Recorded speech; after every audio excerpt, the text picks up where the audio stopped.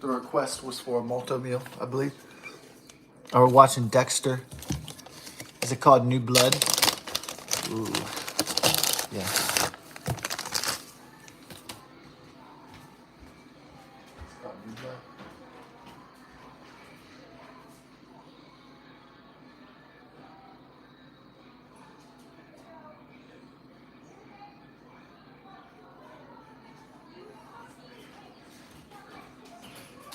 So they have Dexter, Dexter New Blood, Dexter Original Sin, and the latest one is Dexter Resurrection. Man, that's a lot of Dexter to catch up with. I didn't watch the original run, so I was like, serial killers a serial killer who kills serial killers, hunts down serial killers. I'm like,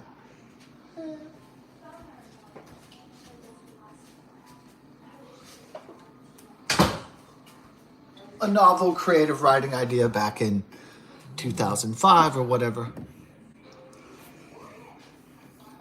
What's up? Did you have to poo-poo?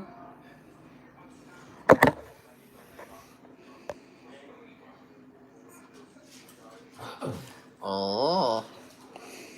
Oh. Oh. Oh.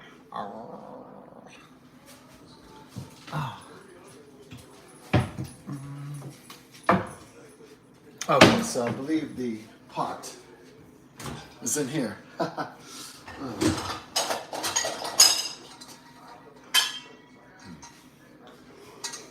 pot, which would be different from a pan. So we have the pot. Say no to pot. Bar Harbor, Maine. Yeah. That's funny, the lobster's going into the pot.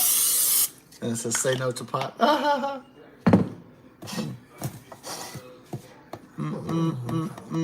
Oh, just about a little bit funnier than the geology rock sign, right? Yeah, a little bit.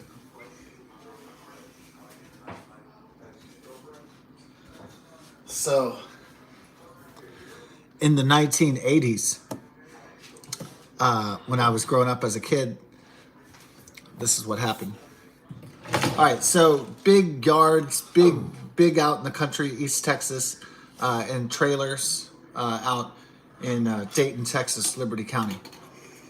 And you might hear about a murder or a family murder from time to time, maybe from Latino or Hispanic, Spanish, or Mexican people, I guess. It's another word for them, I suppose.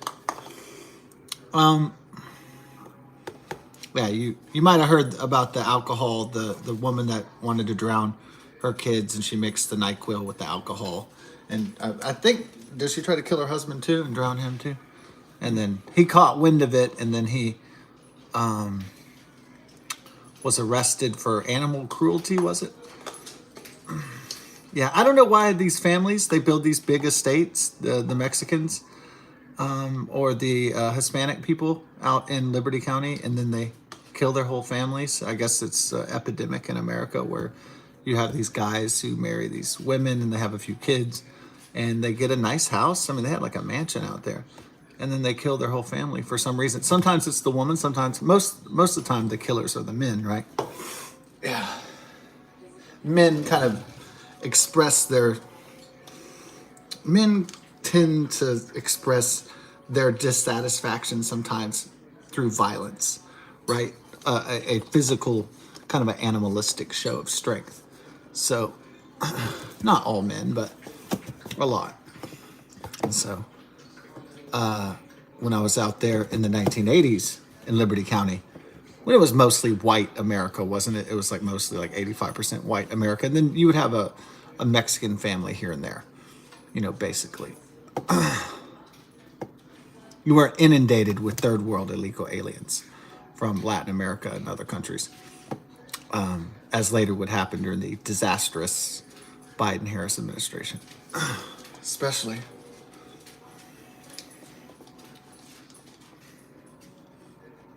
Okay, let's make it.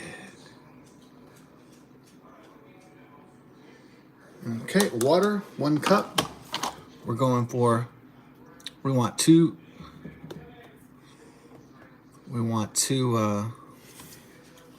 2 servings, 1 2/3 cups.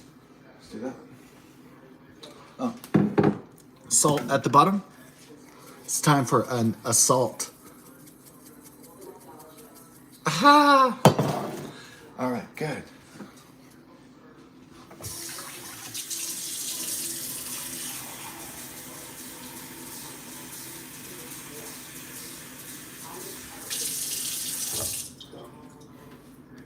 So some people, they probably figure like, what am I working for? Like to pay Uncle Sam taxes? No. I mean, that they're going to take out that anyway, right? Or otherwise you go to jail or whatever. So 1 2/3 cup. Okay. All right. So most people like to add some leisure time to their lives because they don't want to just have like just work and work and work and work and then you just die and pay just death and taxes alone. A lot of people want more, a little bit of, a little bit of something to show for it, right? Most people want to have like a house and their own stuff and their own cars, and they want to have, a little luxury. Maybe get a video game, maybe get a nice TV, a nice internet streaming platform or whatever, computer, internet package. Sometimes people want something else, like, like maybe, I don't know, a spouse or a family or children or grandchildren. They want something else, to fill it, a dog or something, right? It could be Oculus Rift, virtual reality, whatever it is.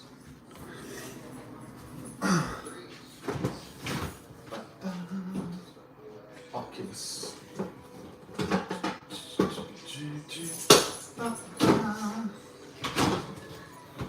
Some people like motorcycles. Some people like billiards. I think some people like jacuzzis. Water beds aren't that popular anymore. They used to be everywhere. And was there a kinky reason there was a mirror on the top of the water bed sometimes? Like, the people, when they're having sex, like to look at themselves like, oh, yeah, baby, oh, and like look at the butt cheeks and shit in the mirror? Yeah. All right, hold on. Maybe there was a kinkier reason. There was a mirror on the top of the bed sometimes. Ooh, little kinkiness.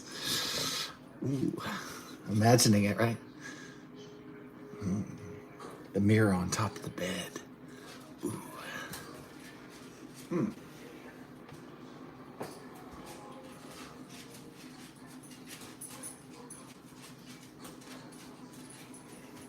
Okay. Some butter. You better chill, fool. Okay, 1/3 cup of multi-meal.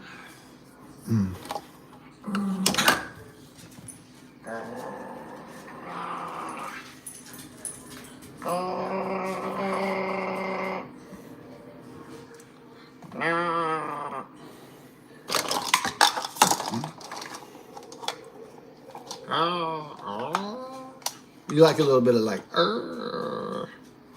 it's my favorite one. All right. So as a kid, my parents, no, it wasn't just the 3D Sega glasses.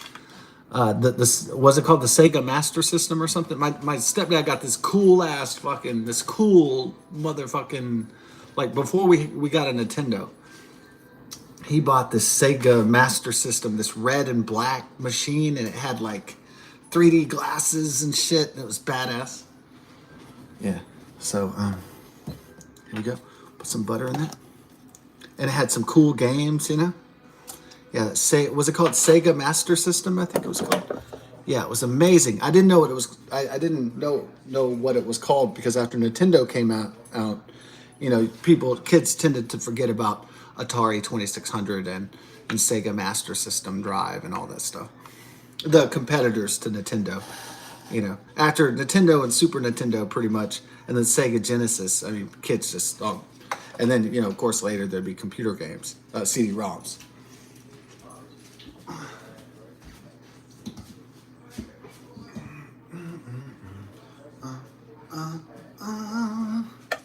Yeah, so we boil it up, get that 1/3. Hey, cut it out, y'all. There's no food. This food is not for y'all. I'm not making chicken, okay? All right, so we're having multi-meal. We're not having chicken, fool. Okay? Y'all can't have multi-meal. You want me to make you a chicken later? They think maybe Bella thinks she's growling at me. Not because she has to take a shit, but maybe she's growling at me because she wants a chicken. Because sometimes at night I used to make them chicken. And now we're just kind of trying to save money, cutting back so that they just have to eat their puppy chow. We got plenty of that right now. So a limited chicken amount, and then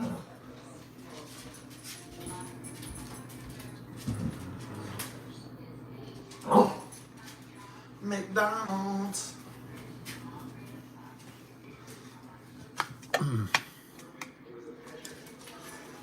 So when they did have money, when they did have disposable income, I guess that's what they call it in economic parlance. Disposable income, discretionary income. I guess that's another way of putting it. My parents would like to, you know, maybe buy something for their labors. Enjoy something in society that's produced, you know, that sort of thing. Consume, be consumers of entertaining goods. You know, we only have one life, so might as well enjoy it to the maximum extent that is legal and possible. Since there's only going to be one life, and there's never going to be another, as far as we know, without getting too theological here.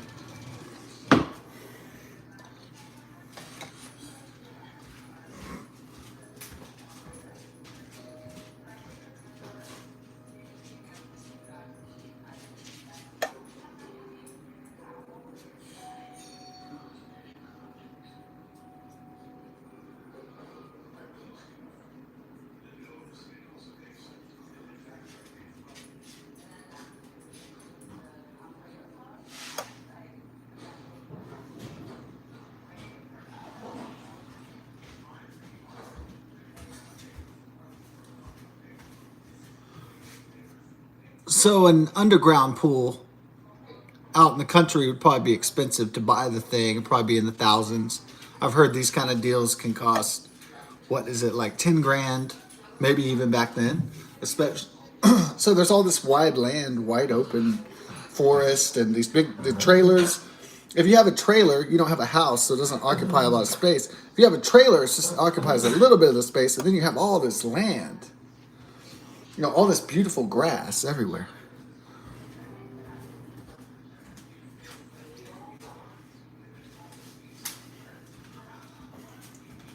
Out in the country community, people kind of trust each other, so you don't need a big brick wall, or you don't need a huge fence, or you only need a white picket fence in the American dream if you want one, if you can afford one.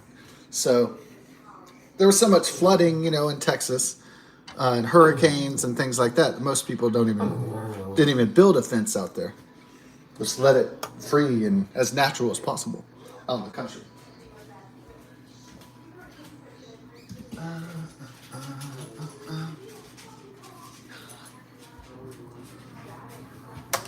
And so my stepdad or my mother must have thought one day, hey, we can't afford an underground pool.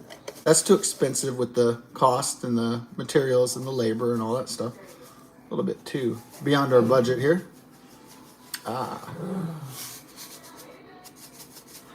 what if we got all this land, all this space, let's get an above ground pool. So we did. So my parents got it. And I was like 7 or 8 years old, the summer of the 80s. And I was like, we got an above ground pool.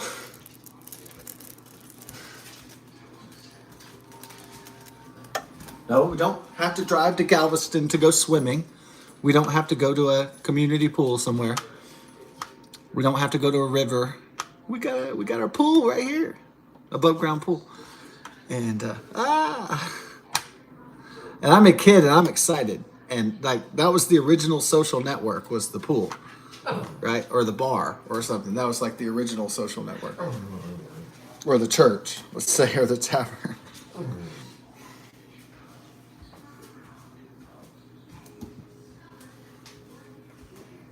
The original social network, right? Yeah.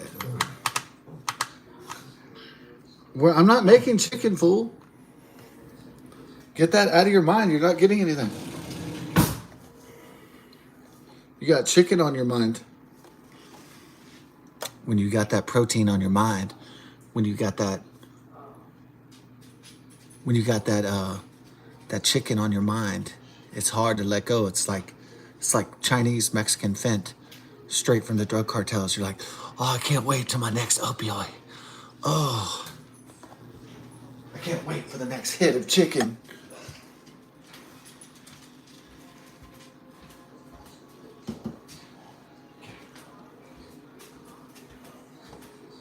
Let's do it. Heat water and salt to boiling.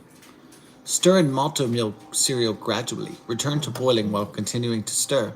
Then reduce heat to maintain a low boil. Cook 2.5 minutes or until thickened, stirring constantly.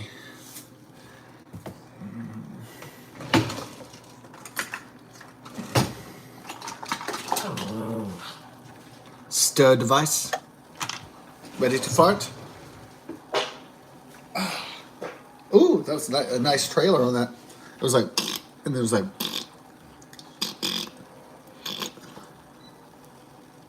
what you want in your fart is to go, and then go.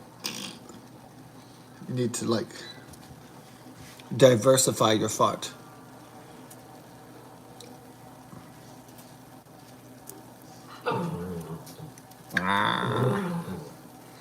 There's no chicken here, man. Trust me, I'll be the first to tell you if there's a chicken that jumps out of here. But that's probably not gonna happen. Put the timer on. 2 minutes.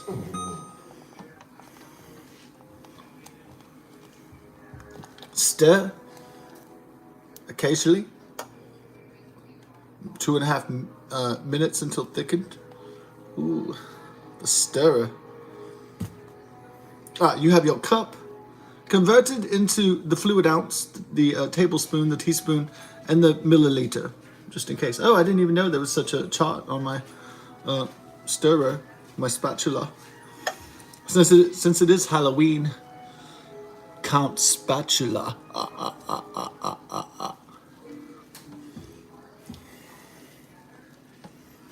So I had the above ground pool, and you know, I just felt like a rock star for a little while.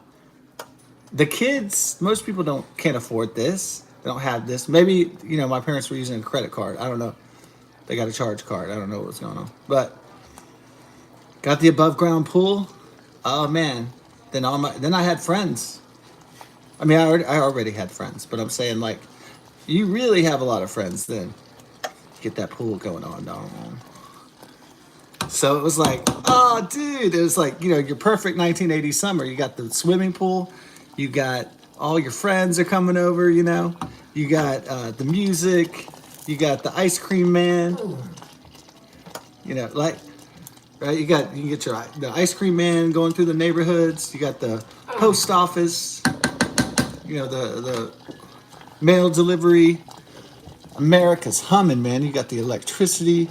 You got the barbecues blasting. You got the forest right there. Man, you got it going on. You got your American summer rocking. Yeah.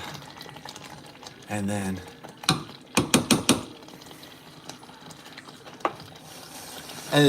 so then my stepdad and my mom, they bought this sign. It said, it was the funniest thing on the pool. It said, had a guy diving head first into the toilet, and it said,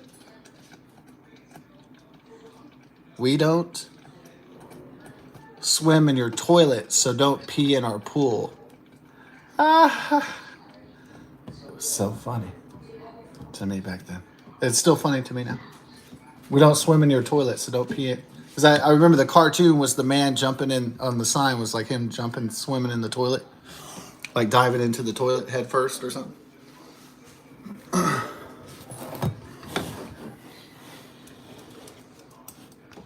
We don't swim in your toilet, so don't pee in our pool. Yeah, it's like that makes you popular. You have something the other kids don't have. Like my friend Jeff had like a trampoline, and then one of my friends had a billiards, and it was like the coolest thing because a lot of people didn't have a pool table, and he had billiards. So it was like, oh, let's go. That guy has music and a pool table. It was like perfect. That's like our, you know, chill spot when his dad and mom are home.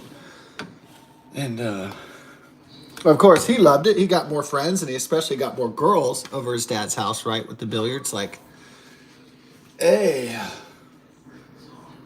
Jessica, you want to come to my place? Those other guys, they got a pool table. Hey Sarah, you want to come to my place? I got a billiards and a pool.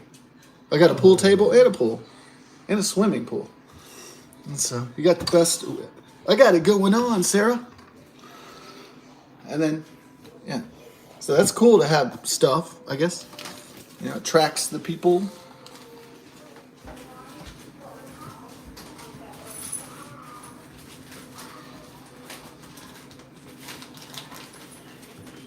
Okay.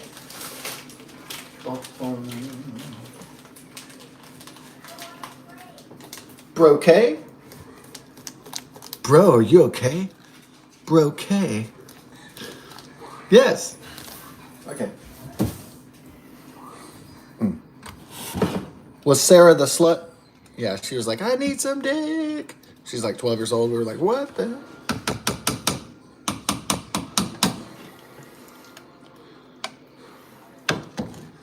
Yeah, Sarah was so funny. One day she called up me and the boys, and she was like, I need some penis. I need a big dick. She was, oh God, we were cracking up. But Sarah was a big time nymphomaniac. Sarah was a big time slut. So the guys knew who was the fiend for the D, you know?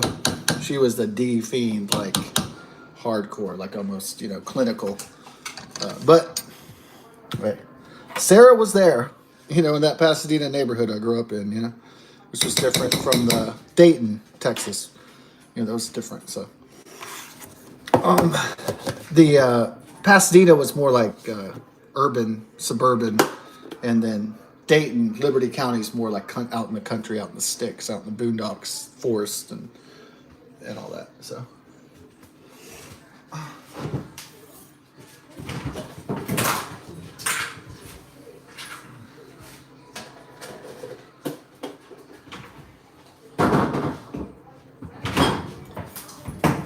I guess, you know, girls could get away with it calling on the phone, I need some dick. Like, only girls could get away with that. But if a guy was like, I need some pussy, they'd be like, pervert, who the fuck is this freak out, you know, right? So guys, you know, it's a different story. But women obviously get more grace passes in society than men do, obviously.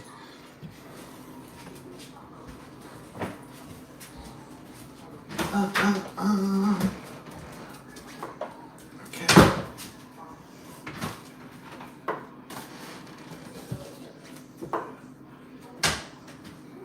Yeah, like a guy can't call up a girl's house and be like, I need some titties. Their dad would be like, okay, we're calling the police.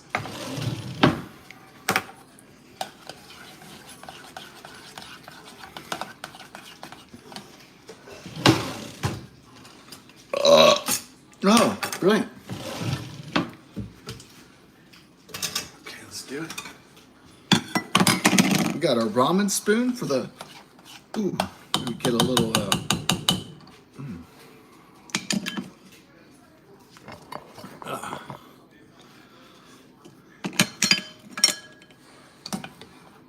See, I was very close to my mother.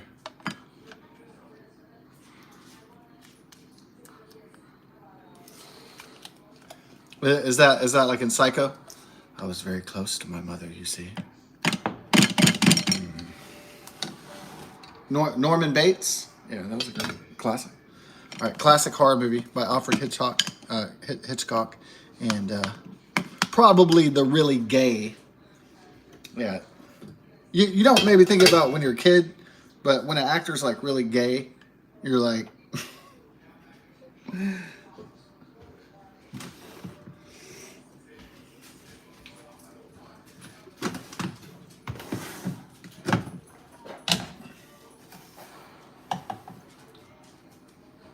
maybe he wasn't gay, but yeah. But who knows? I don't feel like looking it up to see if he was gay or not. Oh.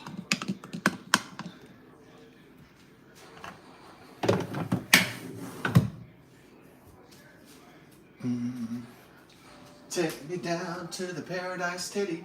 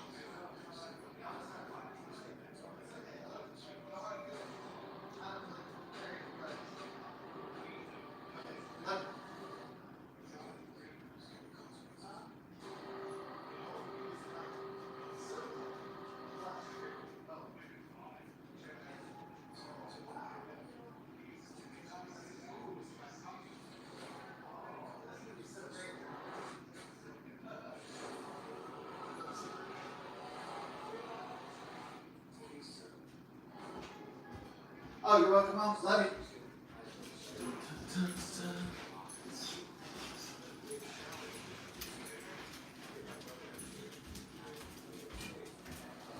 Anthony Perkins. Right. Psycho. I saw the Psycho house at Universal Studios. Yeah. It's like, oh my gosh, it's the Psycho house.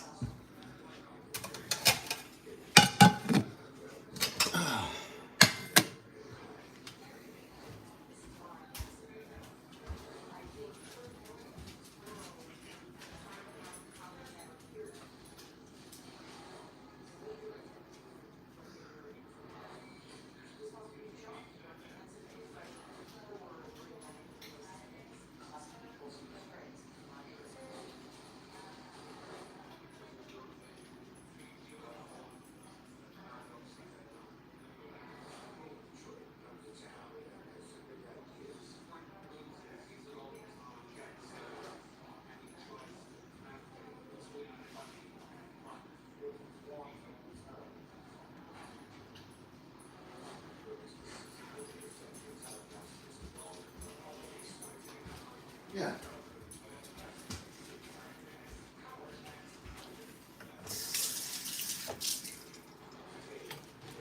The first Psycho is based on Ed Gein, a guy who was attached to his mother and necrophiliac.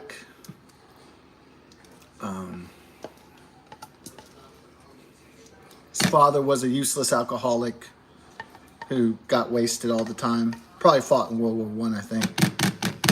And I think he was a World War One vet, I want to say. Or maybe he was just a really horrible alcoholic. Or both. He was all of that. So he passed away, and then him and his brother had to take care of the farm and their mother. And then Ed Gein's brother died in mysterious circumstances during a fire. And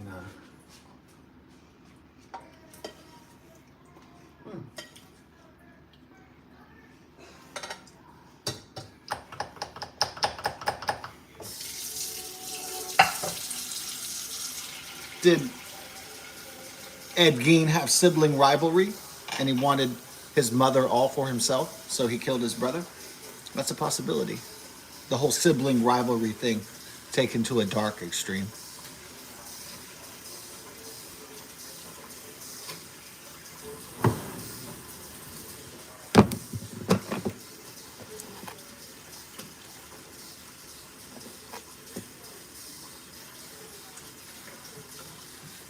His brother fought in World War II, I believe. And I don't think Ed Gein was old enough.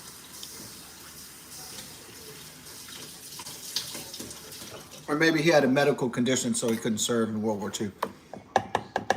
So anyway, his mother was like the Carrie religious type. Like, you better say your prayers to Jesus or you're going to hell. And, you know, really fire and brimstone.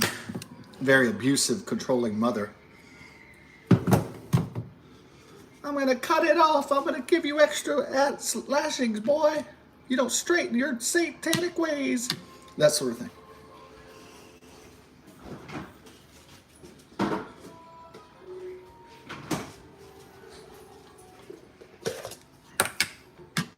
Going straight to hell if you don't straighten out, boy. I think you get the picture.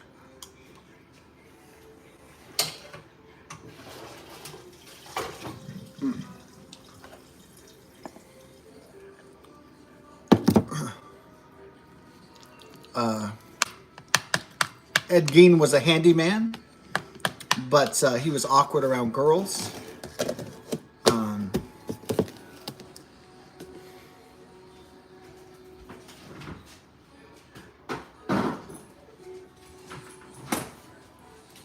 So he just became a weirdo, a psycho, if you will. And then his mother passed away, and then couldn't really handle it. So he went into form of psychosis. He had a psychological break with reality. So then he wanted to hook up with this lady at this big butch lady at the bar, this really hot chick called Motherly Figure at the local bar, but she rejected his advances, so he killed her. It's estimated he might have killed up to 7 people because there were some people that wandered through the woods or by their farm that went missing. And when Ed Gein was caught, they found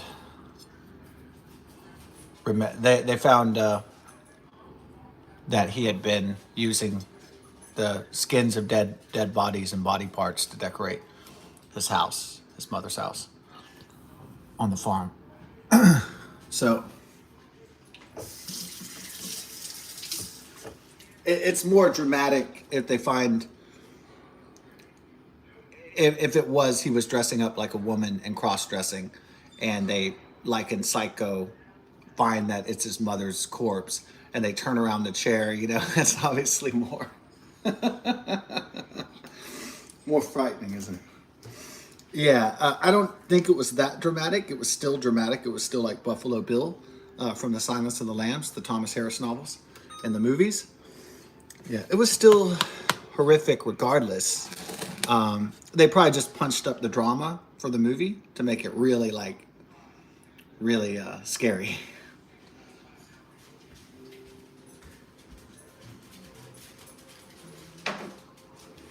All right. Well, happy Halloween. Thanks for watching. God bless and best of success. They have an infographics Ed Gein show, but there's probably a lot of different documentaries on Ed Gein that go into more detail. I just gave the basic, like, Cliff Notes version. It is fascinating, however. Peace. Happy